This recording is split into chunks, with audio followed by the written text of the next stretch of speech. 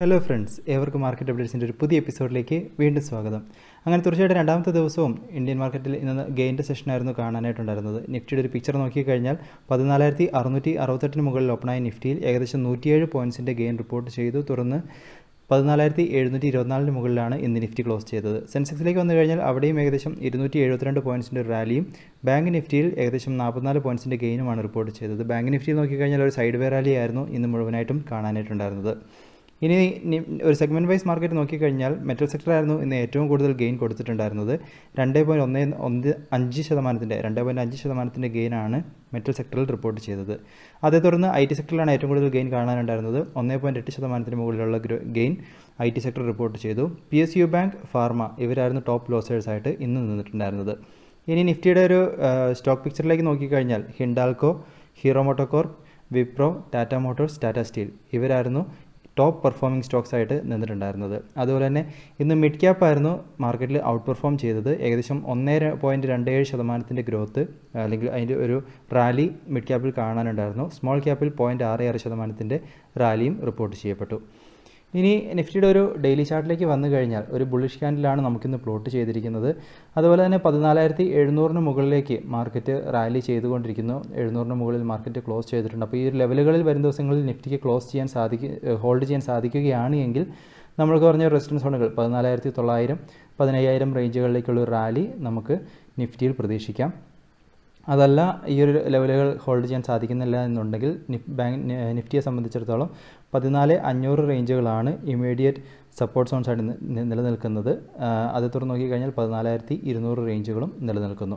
അപ്പോൾ ഈ ഒരു റേഞ്ചിനുള്ളിലൊരു റാലി നമുക്ക് വരും ദിവസങ്ങളിൽ നിഫ്റ്റിയിൽ പ്രതീക്ഷിക്കാം.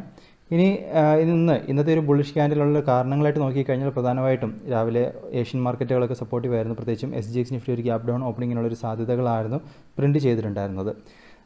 അതുമാത്രമല്ല, ഇന്ന് മെറ്റൽ സെക്ടറുകളിലേക്ക് നോക്കിക്കഴിഞ്ഞാൽ നല്ലൊരു റാലി കണ്ടു. അതിനുള്ള കാരണങ്ങളായിട്ട് നോക്കിക്കഴിഞ്ഞാൽ മെറ്റൽ സെക്ടറിൽ പ്രധാനമായിട്ടും ടാറ്റ സ്റ്റീലിൻ്റെയൊക്കെ ഒരു ഏർണിങ്സ് റിലീസ് പബ്ലിഷ് ആയിട്ടുണ്ടായിരുന്നു. അപ്പോൾ അതിൽ തന്നെ നോക്കിക്കഴിഞ്ഞാൽ നല്ലൊരു റിസൾട്ടാണ് ടാറ്റ സ്റ്റീൽ റിപ്പോർട്ട് ചെയ്തത്. അവർ ലോസിൽ നിന്നും പയ്യെ ഗെയിനിലേക്ക് വന്നു എന്നുള്ളത് അവർക്കൊരു ഗുണകരമായിരുന്നു. അതുമാത്രമല്ല, അവരുടെ ഡെപ്റ്റ് റെഡ്യൂസ് ചെയ്യാൻ സാധിച്ചിരിക്കുന്നു. 25 രൂപ പെർ ഷെയറിൽ ഡിവിഡൻഡ് അനൗൺസ് ചെയ്തിരിക്കുന്നു. അതുപോലെ തന്നെ ഹയസ്റ്റ് എവർ പ്രൊഡക്ഷൻ അച്ചീവ് ചെയ്തിരിക്കുന്നു. ഇങ്ങനെ കുറേ നല്ല റിസൾട്ടുകൾ, നല്ല കാരണങ്ങൾ അവർക്ക് നല്ലൊരു റിസൾട്ടുകൾ കൊടുത്തു. ഇന്ന് ആ ഒരു സ്റ്റോക്കിൽ നോക്കിക്കഴിഞ്ഞാൽ നല്ലൊരു ബുള്ളിഷ് മൂവുകൾ ഉണ്ടായിരുന്നു. അപ്പോൾ ആ മെറ്റൽ സെക്ടർ ഇന്ന് ഈ ഒരു റാലിക്ക് പ്രധാന കാരണമായിട്ട് നിന്നു.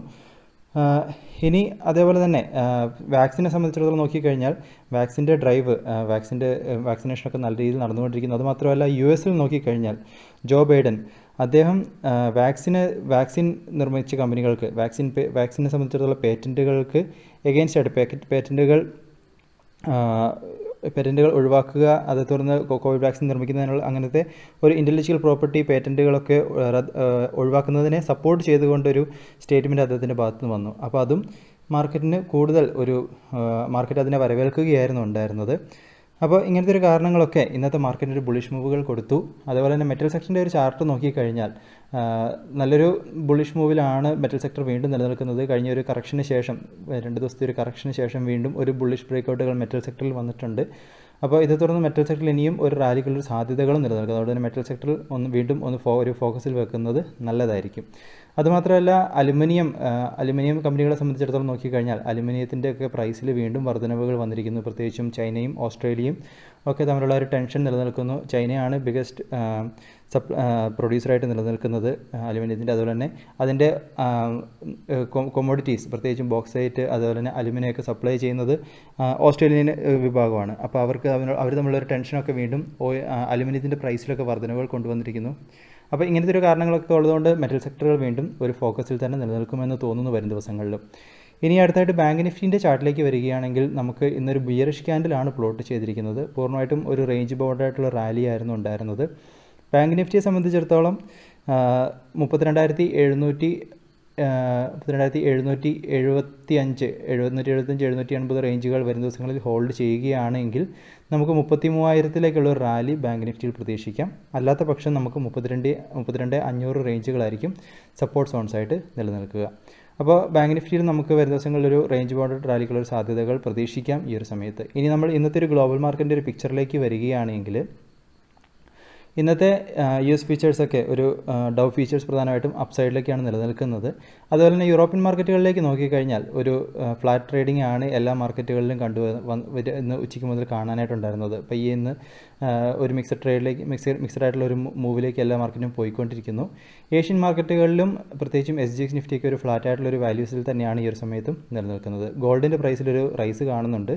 അതുപോലെ തന്നെ രൂപയുടെ മൂല്യത്തിൽ നോക്കിക്കഴിഞ്ഞാൽ ഡോളറിന് അഗേൻസ്റ്റ് ആയിട്ട് വീണ്ടും ഒരു തിരിച്ചുവരവ് ഉണ്ടായിരിക്കുന്നു. 16 പൈസ ഉയർന്ന് 73.76 ഇന്ന് ട്രേഡിംഗ് ക്ലോസ് ആയിട്ടുണ്ടായിരുന്നത്.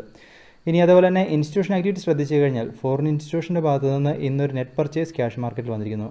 ഈ മാസം നോക്കിക്കഴിഞ്ഞാൽ തീർച്ചയായിട്ടും 3 ദിവസത്തെ സെല്ലിങ്ങിന് ശേഷം ഇന്ന് 1222 കോടിക്ക് മുകളിൽ ഒരു നെറ്റ് ഇൻവെസ്റ്റ്മെൻറ്റ് ഫോറിൻ ഇൻസ്റ്റിറ്റ്യൂഷൻ്റെ ഭാഗത്തു നിന്നും ക്യാഷ് മാർക്കറ്റിൽ വന്നിട്ടുണ്ട്.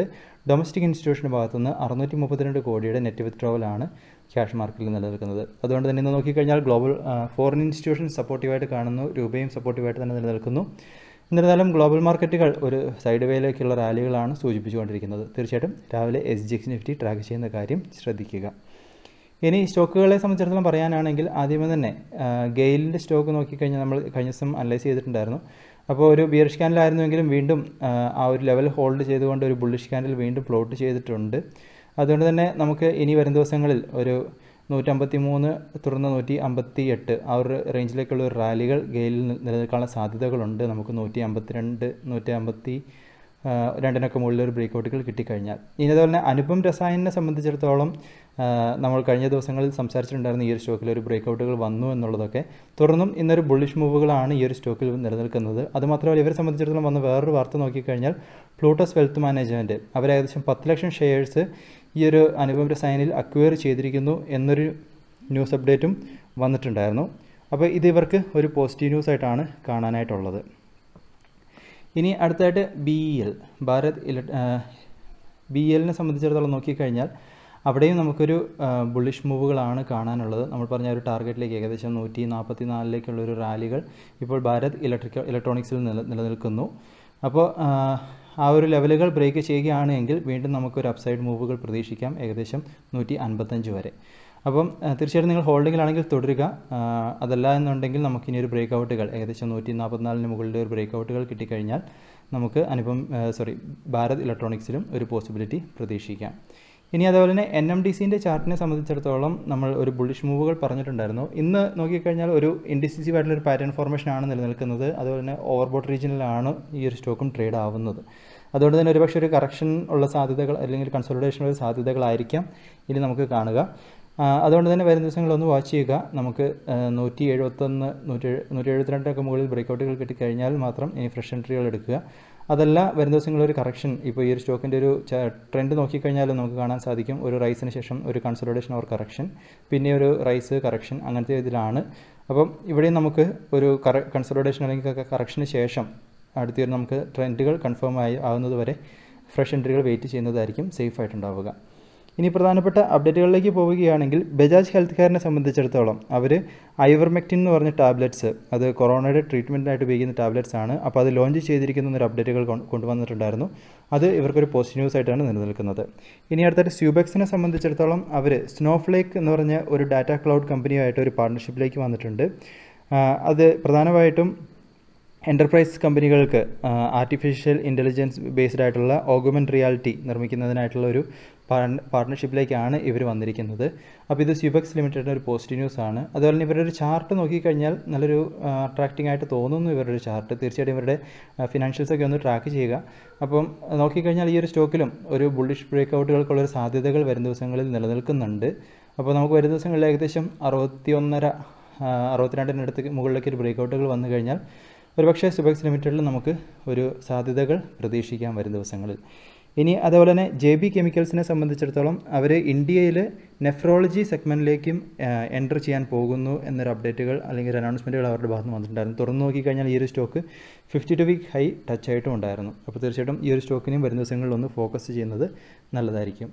ഇനി JSW സ്റ്റീലിനെ സംബന്ധിച്ചിടത്തോളം അവരുടെ US ഓപ്പറേഷൻസ് അത് ഏകദേശം 80% ക്യാപിറ്റൽ യൂട്ടിലൈസേഷനിലേക്ക് കപ്പാസിറ്റി യൂട്ടിലൈസേഷനിലേക്ക് എത്താൻ സാധിച്ചു എന്നൊരു അനൗൺസ്മെൻറ്റുകൾ കമ്പനിയുടെ ഭാഗത്ത് നിന്ന് വന്നിട്ടുണ്ട്. ഇത് ഇവർക്ക് ഒരു പോസിറ്റീവ് ന്യൂസ് ആയിട്ട് നിൽക്കുന്നു. ഇനി ഡെൽറ്റ കോർപ്പിനെ സംബന്ധിച്ചിടത്തോളം ശ്രദ്ധിക്കേണ്ട ഒരു പ്രധാനപ്പെട്ട വാർത്ത, ഇവരുടെ സിക്കിമിലുള്ള കാസിനോകളെല്ലാം ക്ലോസ് ചെയ്തിരിക്കുന്നു മെയ് 16 വരെ. പ്രധാനമായിട്ടും കൊറോണയുടെ ഒരു സെക്കൻഡ് വേവ് ഒക്കെ നല്ല രീതിയിൽ സിക്കിമിലൊക്കെ വ്യാപിച്ചതുകൊണ്ടാണ് ഈ കാസിനോ ക്ലോസിംഗ് ഒക്കെ വന്നിരിക്കുന്നതെന്നാണ് കമ്പനിയുടെ അപ്ഡേറ്റുകളിൽ പറഞ്ഞിരിക്കുന്നത്. ഇനി അടുത്തായിട്ട് വിപ്രോയെ സംബന്ധിച്ചിടത്തോളം അവർ ട്രാൻസൽ ഓങ്കോളജിക്സുമായിട്ട് ഒരു vaccine safety assessment, artificial intelligence ഉപയോഗിച്ച് ഒരു വാക്സിൻ സേഫ്റ്റി അസസ്മെൻറ്റ് നിർമ്മിക്കുന്നതിനുള്ള ഒരു കരാറിലേക്ക് വന്നിട്ടുണ്ട്, പാർട്ട്ണർഷിപ്പിലേക്ക് വന്നിട്ടുണ്ട്. അപ്പോൾ അതും വിപ്രോയ്ക്ക് ഒരു പോസിറ്റീവ് ന്യൂസ് ആയിട്ട് നിലനിൽക്കുന്നു. ഇനി അടുത്തായിട്ട് Q4 റിസൾട്ട്സിലേക്ക് വന്നു കഴിഞ്ഞാൽ ടാറ്റ കൺസ്യൂമർ പ്രൊഡക്റ്റിൻ്റെ Q4 റിസൾട്ട്സ് നോക്കുമ്പോൾ 53.9 കോടിയുടെ നെറ്റ് പ്രോഫിറ്റാണ് റിപ്പോർട്ട് ചെയ്തിരിക്കുന്നത്. കഴിഞ്ഞ മാർച്ച് ക്വാർട്ടറിൽ കഴിഞ്ഞ വർഷം അവർക്ക് 76.49 കോടിയുടെ നെറ്റ് പ്രോഫിറ്റ് ആയിരുന്നു ഉണ്ടായിരുന്നത്. റവന്യൂവിൽ ഏകദേശം 26.3% ഗ്രോത്ത് റിപ്പോർട്ട് ചെയ്തിരിക്കുന്നു. 3033.22 കോടിയാണ് ടോട്ടൽ റവന്യൂ ആയിട്ട് ഈ ഒരു ക്വാർട്ടറിൽ റിപ്പോർട്ട് ചെയ്തിരിക്കുന്നത്. അതുപോലെ തന്നെ 4 രൂപ പെർ ഷെയറിൽ ഒരു ഡിവിഡൻഡ് അവർ റെക്കമെൻഡ് ചെയ്തിട്ടുമുണ്ട്. ഇനി ഹൈക്കലിലേക്ക് വന്നു കഴിഞ്ഞാൽ ഒരു പ്രോഫിറ്റ് 2 മടങ്ങായി മാറിയതായിട്ട് രണ്ട് മടങ്ങായി മാറി എന്ന് കാണുന്നു.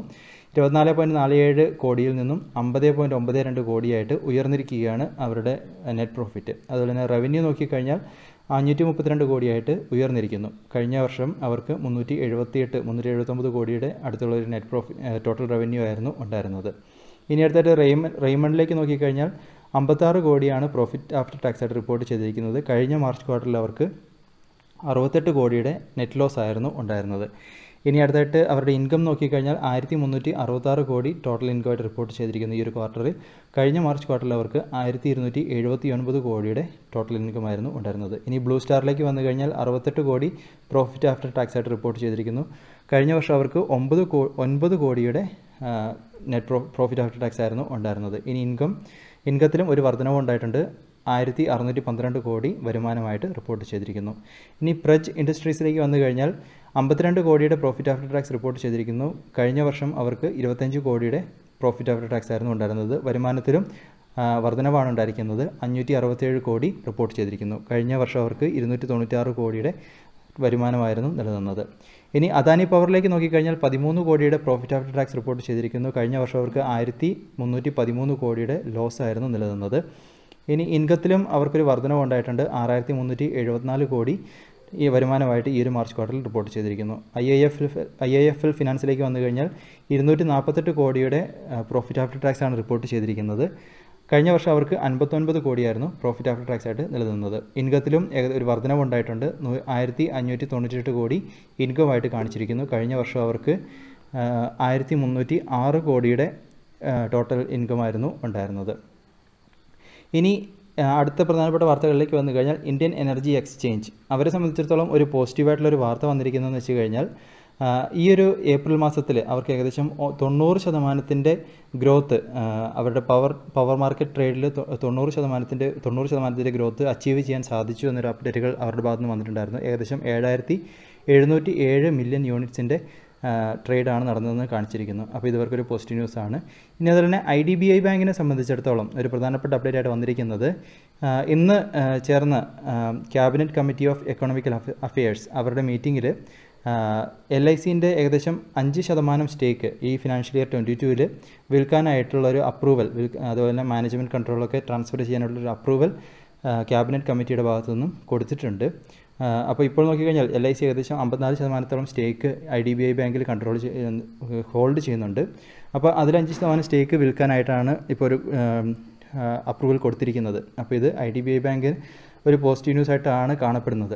അപ്പോൾ അതായിരുന്നു ഇന്ന് IDBI ബാങ്കിന് ഒരു റാലിക്ക് കാരണങ്ങളായിട്ട് നിന്നിട്ടുണ്ടായിരുന്നത്. ഇനി അടുത്തതായിട്ട് ഇന്നലെ വന്ന പ്രധാനപ്പെട്ട വാർത്തയായിരുന്നു RBI ഗവർണർ ഏകദേശം 50,000 കോടിയുടെ ഒരു കൊറോണ കോവിഡ് എയ്ഡ് കൊണ്ടുവന്നു എന്നുള്ളത് ഹെൽത്ത് കെയറിനൊക്കെ സെക്ടറിനൊക്കെ ആയിട്ട്. അപ്പോൾ അതിൽ നിന്ന് ബെനിഫിറ്റ് ചെയ്യാൻ സാധ്യതയുള്ള കുറച്ച് കമ്പനികളുടെ അല്ലെങ്കിൽ കുറച്ച് സ്റ്റോക്കുകളുടെയൊക്കെ ഒരു അപ്ഡേറ്റുകൾ ഇന്നൊരു ആർട്ടിക്കിളിൽ കണ്ടിട്ടുണ്ടായിരുന്നു. പ്രധാനമായിട്ട് നോക്കിക്കഴിഞ്ഞാൽ സ്മോൾ ഫിനാൻസ് ബാങ്ക് സെക്ടറിൽ നോക്കിക്കഴിഞ്ഞാൽ Ujjivan small finance bank, Equitas small finance bank ഇവരൊക്കെ ഇതിൽ നിന്നും ബെനിഫിറ്റുകൾ നേടാൻ സാധ്യതയുണ്ട് എന്ന് അനലിസ്റ്റുകൾ പറയുന്നു. അതുപോലെ തന്നെ Poly Medicure, Apollo Hospital, Metropolis health care ഇവരൊക്കെയാണ് ഇതിൽ നിന്ന് ബെനിഫിറ്റ് ചെയ്യാൻ സാധ്യതയുള്ള കമ്പനികളായിട്ട് ഇവർ ചൂണ്ടിക്കാണിക്കുന്നത്. ഇനി അടുത്തതായിട്ട് IPO വിഭാഗത്തിലേക്ക് വന്നു കഴിഞ്ഞാൽ നുവോക്കോ വിസ്റ്റാസ് അവർ ഏകദേശം 5000 കോടിയുടെ IPO മാർക്കറ്റിലേക്ക് വരാൻ പോകുന്നു. അതിനുള്ള DRHP ഫയലൊക്കെ സെബിയായിട്ട് സബ്മിറ്റ് ചെയ്ത് കഴിഞ്ഞിരിക്കുന്നു. അപ്പോൾ ഇവരെ സംബന്ധിച്ചിടത്തോളം പറയാനായിട്ടുള്ളതെന്ന് വെച്ച് കഴിഞ്ഞാൽ നമ്മൾ ഇതിനു മുമ്പ് കേട്ട് മറന്നൊരു ബ്രാൻഡായ നിർമ്മ എന്ന് പറഞ്ഞ ഡിറ്റർജൻറ്റ് പൗഡർ. അപ്പോൾ അവരുടെ നിർമ്മ ഗ്രൂപ്പിൻ്റെ സിമെൻറ്റ് ആമാണ് നുവോക്കോ വിസ്റ്റാസ് എന്ന് പറയുന്ന ഇവർ. അപ്പോൾ ഈ നിർമ്മ ലിമിറ്റഡ് ഏകദേശം 9 വർഷം മുമ്പ് മാർക്കറ്റിൽ നിന്നും ഡീലിസ്റ്റ് ആയതായിരുന്നു. അപ്പോൾ അതിൽ നിന്ന് വീണ്ടും അവർ മാർക്കറ്റിലേക്ക് ഒരു എൻട്രി ഇവരുടെ സിമെൻറ്റ് ആം വഴിയായിട്ട് കൊണ്ടുവരാൻ ഉദ്ദേശിക്കുന്നു. അപ്പോൾ ഡീറ്റെയിൽഡ് ആയിട്ടുള്ള ഡാറ്റകളൊക്കെ നമുക്ക് DRHP ഫയൽ അല്ലെങ്കിൽ ഇവരുടെ റെഡ് ഹെറിംഗ് പ്രോസ്പെക്റ്റൊക്കെ ഫയൽ ചെയ്യുന്ന സമയത്ത് നമുക്ക് നോക്കാം. അതുപോലെ തന്നെ ഈ പറഞ്ഞ ഡാറ്റകളൊക്കെ നിങ്ങളൊന്ന് അനലൈസ് ചെയ്യുക. അതാണ് ഇതൊക്കെയാണ് പറയാനുള്ള പ്രധാനപ്പെട്ട അപ്ഡേറ്റുകളായിട്ട് നിലനിൽക്കുന്നത്. തീർച്ചയായിട്ടും ഈ ഒരു ഡാറ്റകളും അതുപോലെ തന്നെ ഈ പറഞ്ഞ കമ്പനികളും നിങ്ങളുടെ അനാലിസിസിനായിട്ട് ഉപയോഗിക്കുക. കണ്ടെത്തുന്ന കാര്യങ്ങളൊക്കെ തീർച്ചയായിട്ടും ഷെയർ ചെയ്യുക. പുതിയ അപ്ഡേറ്റ്സ് ഒക്കെ നമുക്ക് വീണ്ടും കാണാം. അതുവരെ this is Tony signing off.